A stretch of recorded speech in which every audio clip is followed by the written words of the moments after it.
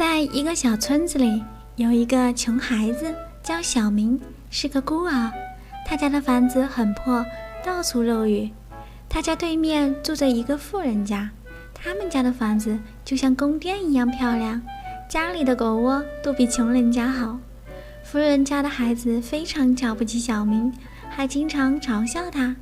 有一天夜晚，富人家家里进了个贼，偷了很多东西，连同家里的那只狗也被打死了。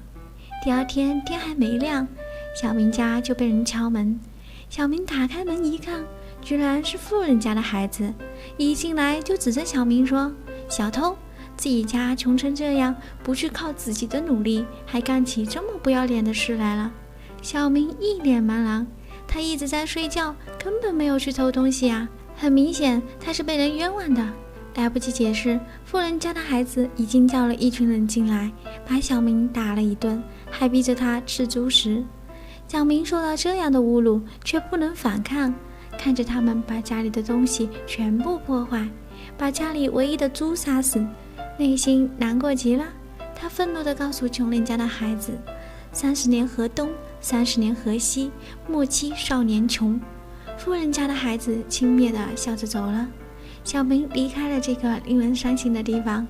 30年后，富人家的孩子已经长大了，因为从小学习不好，还沉迷赌博，一夜之间把家里的财产输光了，变成了一个穷人。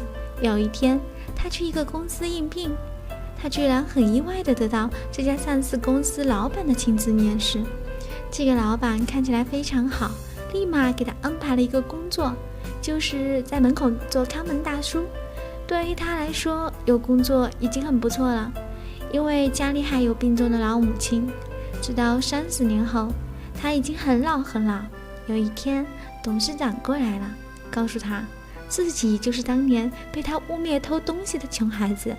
当年他远离家乡，隐姓埋名，一手创办这家公司，就是为了这一天。穷孩子听到，后悔极了。好了，这个故事到这里也就结束了。如果你喜欢艾米的视频，就给姐姐个关注吧，爱你们，么么哒。Hello， 小伙伴们，大家好，我是你们的好朋友艾米，关注艾米，一起来玩游戏吧。今天我要给你们讲一个故事。从前有一个穷人和一个富人，他们都对自己的生活很不满，于是他们一起找到了观音菩萨，让观音菩萨改变他们的现状。于是观音想了一个办法，说：既然这样，那我给你们角色互换一下，各自体验一下不同的生活。穷人一听说要去体验富人的生活，立马就答应了。而富人想着自己的妈妈每天都管得这么严，没有一点自由，于是他也非常爽快地答应了。第二天，穷人起床发现自己躺在那么柔软的床上，家里的家具那么高大上，什么也不用干，还有很多佣人围着他，顿时感觉进了天堂。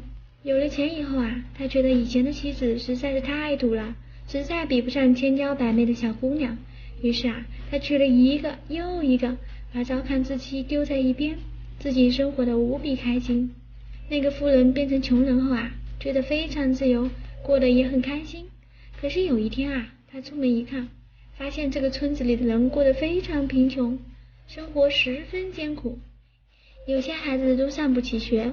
想起之前在家里那么浪费，觉得实在是不应该啊。于是他决定努力挣钱，帮助穷人。他首先把家里的几块地利用起来，用来养殖动物。没多久，他就有了一笔小钱。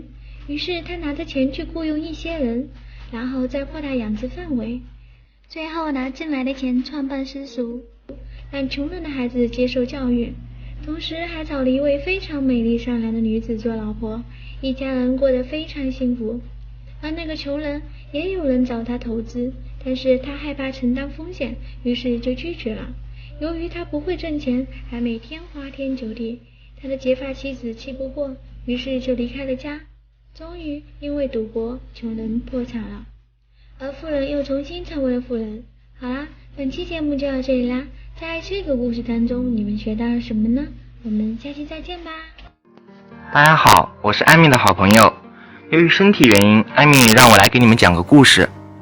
从前有一个皇后，她跟皇帝已经结婚10年了，可还是没有怀孕。不光是她自己，还有宫里的很多妃子都觉得脸上挂不住，还有人嘲笑她是不生蛋的公鸡。即便是如此，皇帝也是很疼爱她的，因为他们是真心相爱的。有一天，皇帝带着皇后去打猎，皇后和宫女站在一边，皇帝就去打猎了。突然，一只小羊朝着皇后这边过来，一看就知道是在被别人追杀。这时候，善良的皇后不忍心看着这条生命没了，于是悄悄地找了一个坑，把它藏了起来，还对小羊说：“只要你不出声，你的命就能保住。”说来也奇怪，这只羊真的特别安静。皇帝过来后，问皇后有没有看见一只羊从这里过去。皇后说看见了，它从那边跑了。说着就给皇帝指了一个相反的方向。皇帝立马追过去。皇帝一走，皇后就觉得身体不舒服，赶紧回到皇宫。结果太医一看，皇后居然有喜了。结婚10年都没有孩子，今天救了一只羊就有了孩子，真是一件神奇的事。1年后，皇后生下了一个男孩，可是皇后的妹妹特别恶毒，于是他们趁着孩子一出生就打算扔掉，然后告诉皇后，她的孩子一出生就是死的。就在她把孩子从山上扔掉的时候，那只羊就偷偷地跟在后面。孩子从山上掉下来，竟然一点事都没有。羊还把孩子送到皇后的身边。皇后妹妹吃惊不已。就在这时，皇帝派人把妹妹处死，因为皇帝被一个神仙托梦，把妹妹所做的一切告诉她。从此他们一家人幸福快乐地生活在一起。好了，这个故事到这里也就结束了。如果你喜欢艾米的视频，就给姐姐一个关注呗，爱你们，么么哒。艾米爱你就像老鼠爱大米。大家好，我就是你们的老艾米。漂亮阿姨把一个小女孩带回家里，在给女孩洗澡的时候，发现她背上有一个心形印记，而这个印记她再熟悉不过了。故事回到5年前，其实刘星是个大小姐，父母都是做生意的。有一次，她的亲生母亲，也就是漂亮阿姨去公园玩，妈妈对刘星说：“妈妈去买水，你站在这里等妈妈，妈妈一会儿就会回来的。”小刘星本来挺听话的，一扭头却看到很多大妈在跳广场舞，她非常喜欢，自己也跟着跳了起来。广场舞阿姨走的时候，她也跟着走，就这样把自己给弄丢了。漂亮阿姨发现女儿不见了，很伤心。刘星被公园的好心路人发现，由于刘星太小了，问他什么都回答不出来，于是只好把他带去孤儿院。漂亮阿姨丢了一个女儿，非常着急，于是她四处寻找女儿的下落。孤儿院也在帮刘星寻找亲生父母。终于过了2年，漂亮阿姨在报纸上看到了小刘星。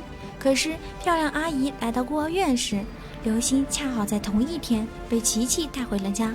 刘星前脚被琪琪和二狗子带走，漂亮阿姨后脚就来到了孤儿院。想到自己丢了一个女儿，她万分难过。这个时候，她看到了一个可爱的小男孩，叫马仔。